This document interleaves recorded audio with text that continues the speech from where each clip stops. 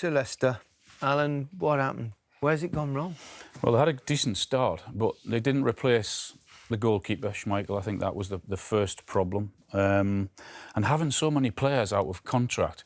I mean, we've heard it said so many times over the years, the team is too good to go down. When you look at some of the ability in that Leicester team, I think it's a genuine case this year to say exactly that.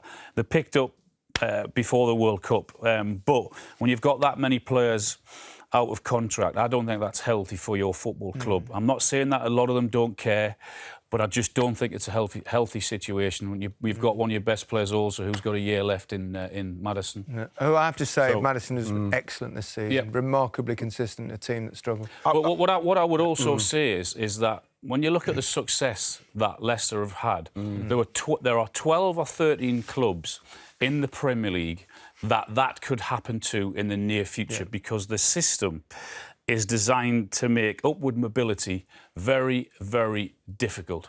So just be careful what you wish for. I was going to say to you, Gal, obviously being a Leicester fan, what do you think? Well, I think a lot of what Alan said is true. I think that over the last 2 years, I think Brendan Rodgers made it clear that he wanted more recruitment and it didn't quite happen what he wanted.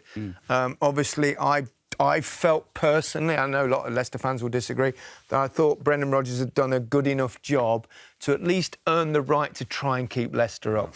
And if you look at the teams that actually did stay up, perhaps against the odds at time, Bournemouth kept their manager. I know they changed it in the first few games of the season. Nottingham Forest kept their manager. They trusted.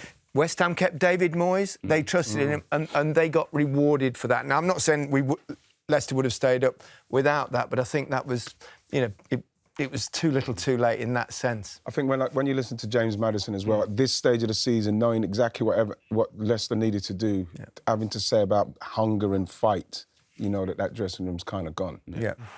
Really sums it up, really, the head-to-head between the bottom six. But I have to say, Leicester obviously at the bottom of that leads. The three clubs got relegated.